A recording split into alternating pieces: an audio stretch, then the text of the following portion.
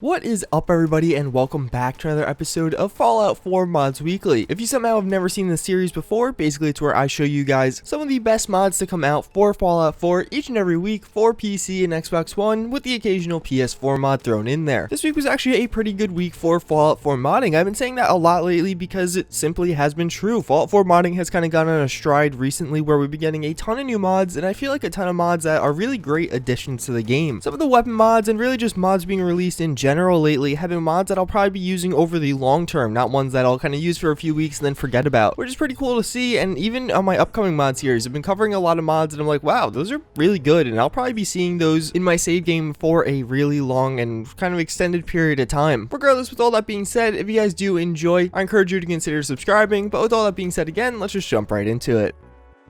So the first mod I do want to show you guys is going to be Gore Overhaul 3.0. So this is a mod that was available but then taken down, and honestly it kind of had a rocky start to it, but it seems like now it is here to stay. Basically what this mod is going to add in is a ton of new and enhanced gore textures and animations to really just make the game look a little bit more violent and bloody. Obviously once you kind of add the bloody mess perk, things are already pretty bloody. You'll see bodies exploding here and there, but this one really enhances that, taking it to a whole nother level. With this mod installed, you'll actually see brains and skulls exploding. That's one of the things textured and added in with this mod, as well as the actual gore and neck textures are increased as well, so you can actually get some like bullet wounds and all this crazy stuff going on. At the end of the day, when you have this mod installed and you're actually playing the game, things just look a bit bloodier. Personally, I find it to be a little bit of a good improvement. I think it actually just makes things seem a little bit more graphic and almost vicious in the game, which I really like. I mean, at the end of the day, Fallout 4 is kind of a violent game at the heart of things. There's some mod adding in children to kill, and being faced with some of the realities and the blood that come along with it is definitely not a bad thing. Obviously this isn't going to be for everyone, but I definitely think it's a good addition to your game.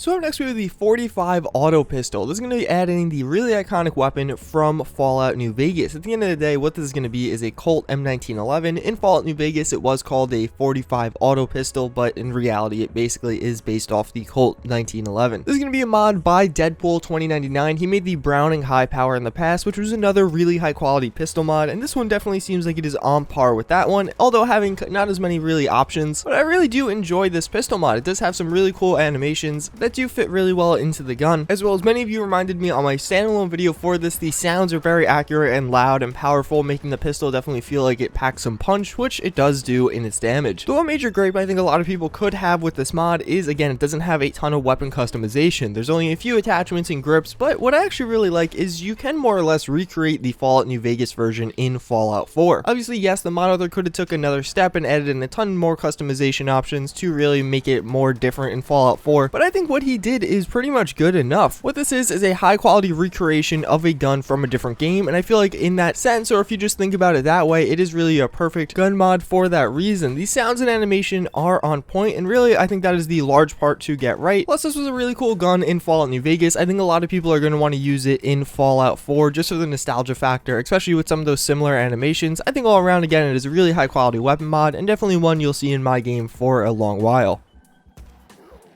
So next up we have the CZ75B. This is going to be Icon first mod for Fallout 4. It is going to be a standalone pistol mod. Need to get some help from some other mod authors. Regardless, this is actually going to be a pretty high quality first mod. This is definitely going to be a pretty cool pistol. It has some custom textures, some custom animations, as well as it actually does have some pretty cool sounding custom sounds. Again, giving you a very powerful and kind of like, this thing definitely packs a punch feel, which the gun does pack a punch. If you fully upgrade it, you could deal almost 100 damage per shot, which for a pistol mod is definitely no joke. Beyond that, it actually does have a lot in the way of weapon attachments. You can attach an attachment rail and then kind of a bottom sight and a laser, as well as a flashlight and silencer and all that standard stuff. There also is another material for the weapon, so you can make it a silver look, which personally I found the gray darker one to look a little bit better, but again, to each his own. And that's really it. All around, again, this is a pretty high quality pistol mod. It's really nice to see a new mod author kind of be born, and especially with this one, it definitely seems like this mod was a success. It came out for Xbox One and PC, and it got a good amount of views and downloads on both systems, and hopefully after watching this video, even more of you will download it.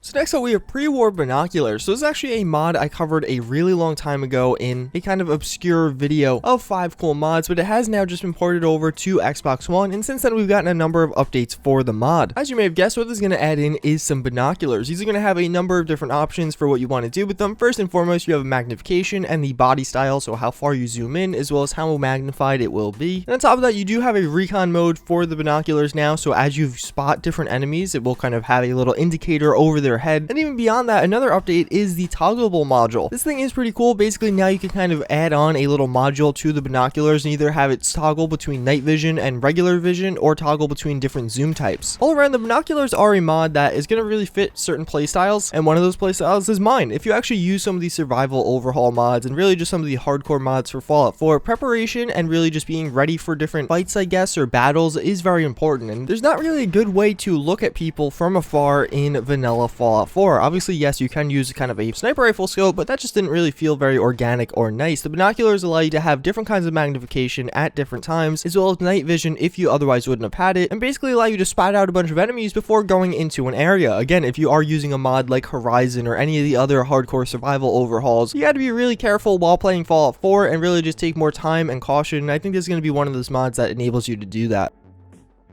So the last mod I'm going to be showing you in today's episode is going to be just another Piper outfit. So it's actually going to be a mix mash of some existing mods, basically creating a really cool and interesting looking outfit for Piper that she will use in game after installing this mod. There's not a ton to this mod. It's a very simple mod in principle, but I feel like it is a big improvement, especially if you use Piper as your companion, either standalone or with one of those multiple companion mods. I think the outfit is much more fitting for her character than her other outfit was. It also just looks really high quality. I feel like a big problem with Fallout 4 is some things are high quality while other things aren't. For example, if you're using like Lord of War's Merc Pack, all the armors in that are going to be noticeably higher quality than some of the armors in vanilla Fallout 4, and there's not really an option to make the vanilla armor super high quality. Some outfits and armors do have replacers that can overhaul the quality, but not all of them do, so this is going to be a good option to improve one of your companions and make them just fit in better with your otherwise high quality game. That's pretty much going to wrap it up for this episode. Hopefully you guys are having a good Sunday. I'm actually recording this at like 6 a.m. because I'm moving back into college today, so hopefully you're going to have a more interesting Sunday than me, and hopefully I don't hit traffic. It can be a 3.5 hour drive. Last time it was a 6 hour drive. So if you guys did watch through this point in the video, let me know by commenting traffic down below. As always, thank you guys for watching again, and I hope to see you all next time. Later.